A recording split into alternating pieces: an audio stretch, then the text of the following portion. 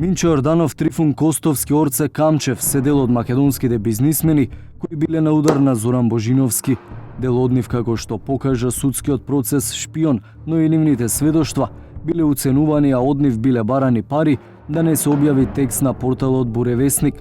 Јорданов на едно од рочиштата велеше дека уцените оделе дотаму што му се заканувале дека ќе објави текст дека неговата сопруга е вмешана во трговија со органи, а неговата ќерка и нејзиното момче во трговија со кокаин. Трифун Костовски пак бил уценуван дека за него ќе биде објавен текст дека наместил фудбалски надпревар и дека сето тоа било документирано и од УЕФА, меѓутоа во тоа немало ниту трошка вистина. Еве што сведочи Костовски пред камерата на 1 ТВ. Према Зоран Божиновски имав еден период како татковски, да не кажам. Мо возможност да влезе во ракметна федерација, јас како председател на ракметна федерација. Мо возможив со сопствени средства да го држува ракометниот клуб Куманово во тоа време. Мо возможив да биде присутен на сите светски настани каде што учествуваше македонската женска репрезентација, посебно од тие години кога женскиот ракомет навистина светаше. И за возврат го добив од него таа уцена која што мене прво ме изненади, после тоа се насмеав во брк, му се насмеав во брк и му реков: извини господине, вие за мене сте обичен, да не кажам, инсайдер, кој што покажавате на небулозен начин да дојдете до она што може би вам би е потребно, меѓутоа патот кој го избравте за мене е неприфатлив. Така да од тогаш немам комуникација со него и ниту сакам да имам. Колку време помина од тогаш? Па има сигурно 10-12 години од тој период. Немам никакви комуникации. Додека беше тој во екзил, ја не знам зашто оваа влада него го рехабилитира за неговите направени дела.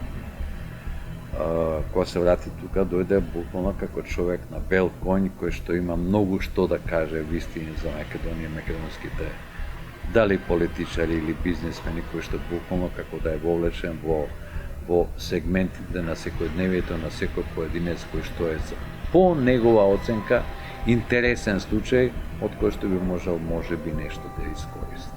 Во истиот момент тој се повлече кога јас му реков: па ниту јас, ниту мојот син Коста не бевме на тој меч таму. Бидејќи он ме убедуваше дека од УЕФА веќе имало снимки, направени, снимени се моите разговори, како ние преговараме за да ни дадат бод во широк, односно да победиме во широки брег. И мислам, редица глупости и измислотини кои што на вистина не држеа вода.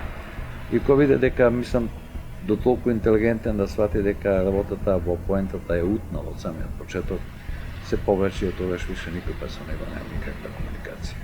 И ваши условно кажано колеги, други бизнисмени во Македонија со истата личност има проблеми?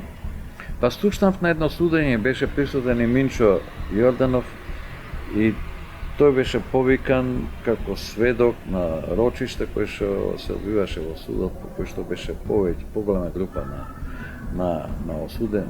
лица на кои се судеше, не одсудени веќе, кој што и они изјави дека и он бил уценуван.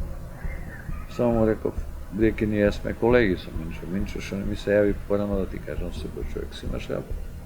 Тоа беше мојот коментар на него.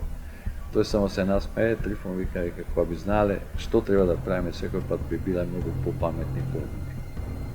Како да се спречат овие појави во македонското општество? Само со закон.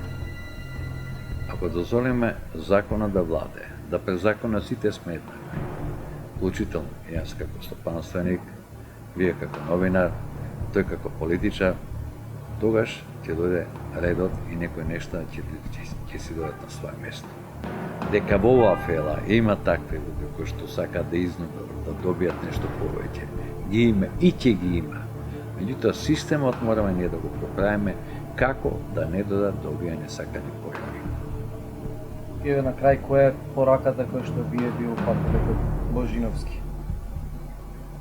Доколку има? Време, бидејќи веќе не е тој зрел човек, време е да се опамети. Костовски е само еден од многумината бизнисмени во Македонија кои се соочувале со уцени од страна на Божиновски и неколкумина други кои се сегашни или поранешни припадници на разузнавачката агенција, УБК и Министерството за одбрана. Обвинителството за организиран криминал тврди дека Зоран Божиновски, заедно со екс-разузнавачите и други обвинети во шпион, создал злосторничко здружение кое понатаму уценувало разни личности преку објавување документи на порталот Буре Весник, сопственост на Божиновски.